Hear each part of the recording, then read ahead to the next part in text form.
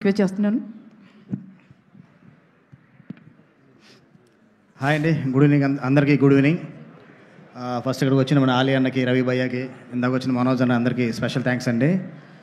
First ఈ cinema గురించి మాట్లాడాలంటే ఫస్ట్ మా ప్రొడ్యూసర్ ప్రదీప్ అండ్ హరీష్ ఇక్కడే ఉన్నారు. అంటే నాకు గబ్బర్ సింగ్ సినిమాకి నేను వర్క్ చేస్తున్నప్పుడు కళ్యాణ్ గారి ఫ్యాన్గా నాకు పరిచయం అండి. అన్న ఈవెంట్కి పాసులు అని అలా పరిచయం అయ్యాడు. అక్కడి నుంచి చాలా తక్కువ టైంలో ఒక ప్రొడ్యూసర్కి స్టేజ్కి వచ్చాడు. ఇలాగే డెఫినెట్గా నువ్వు మంచి సినిమాలు తీయాలి. తర్వాత అంటే తనకి సాయిధరం తేజ్ గారు అంటే ఎంత ఇష్టం అంటే చిత్రలహరి టాకీస్ అంటే చిత్రలహరి అనే సినిమా తనకి చాలా బాగా నచ్చిన సినిమా సాయిధరం తేజ్ గారిది. ఆ సినిమా పేరునే తన బ్యానర్ పేరుగా పెట్టుకున్నాడు. అంత ఇష్టపడతాడు తేజ్ గారన్నా, కళ్యాణ్ గారన్నా, చిరంజీవి గారన్నా. కానీ ఒక మెగా ఫ్యాన్గా మేమందరం ఎలా వచ్చావు, నువ్వు కూడా అలాగే వచ్చావు, ప్రొడ్యూసర్ అయ్యావు. All the best and congratulations. And Harish అంటే చాలా అంటే ఈ సినిమా జరుగుతున్న టైంలో ఫస్ట్ సినిమా చేస్తున్నప్పుడు ఏ ప్రొడ్యూసర్ కనుక చిన్న టెన్షన్ ఉంటుందండి.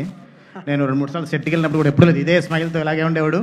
ఒక 2-3 డేస్ మా సెట్కి వచ్చాడు, అప్పుడు కూడా ఇదే స్మైల్గా అలాగే ఉండి సినిమాని ఫుల్ క్వాలిటీగా తీసుకొచ్చారు.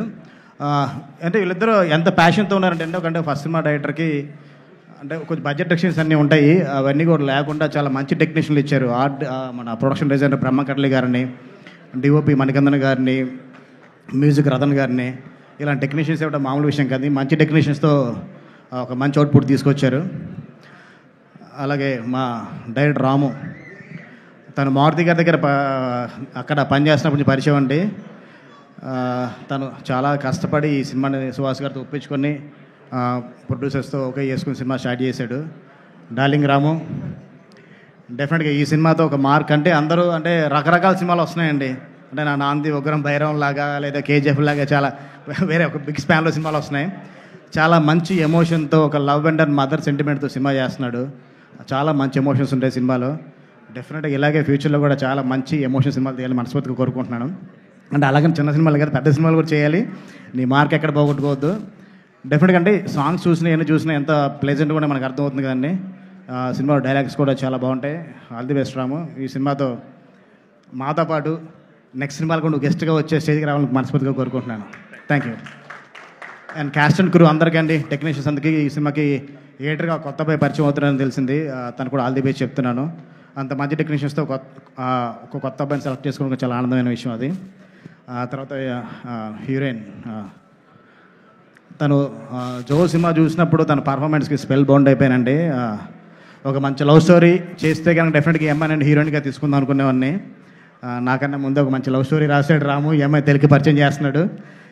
చాలా మంచి పర్ఫార్మర్ అండి అమ్మాయి. All the best. అండ్ ఫైనల్గా సుహాస్ బ్రదర్, తను అంటే ఒక డిజిటల్ నుంచి అంటే ఒక ఇన్స్టాగ్రామ్, ఫేస్బుక్ నుంచి చిన్న చాయ్ బిస్కెట్లు చిన్న స్కిట్స్ చేసే దగ్గర నుంచి ఓటీటీ వరకు వచ్చి, ఓటీటీ నుంచి సిల్వర్ స్క్రీన్కి వచ్చి తను ప్రూవ్ చేసుకొని మనం బయట లాంగ్వేజ్ నుంచి మనం ఆర్టిస్ట్ని ఇంపోర్ట్ చేసుకుని ఉంటే తాను ఇప్పుడు వెళ్ళి తమిళ్లో ఒక సినిమా చేస్తున్నాడు. అక్కడ వరకు ఎదిగాడు. ఇంకా ఇక్కడి నుంచి ఇంకా నువ్వు చాలా ఎదగాలని కోరుకుంటున్నావు. తను చూస్తూ ఉంటే చాలా న్యాచురల్గా ఉంటుంది పర్ఫార్మెన్స్. అంటే ఒక కార్తీక్ గారిని చూసినప్పుడు, విజయ్ సేతుపతి గారిని చూసినప్పుడు, ఒక నాని గారిని చూసినప్పుడు అంటే ఎంత న్యాచురల్గా అనిపిస్తుంది పర్ఫార్మెన్స్.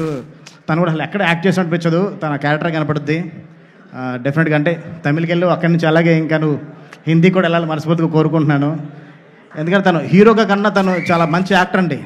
ఒక యాక్టర్కి ఎప్పుడు ఎక్కడ ఏ లిమిటేషన్స్ ఉండవు, లాంగ్వేజ్ బార్గేట్స్ ఏవి ఉండవు. చాలా ఎదగాలని కోరుకుంటున్నాను.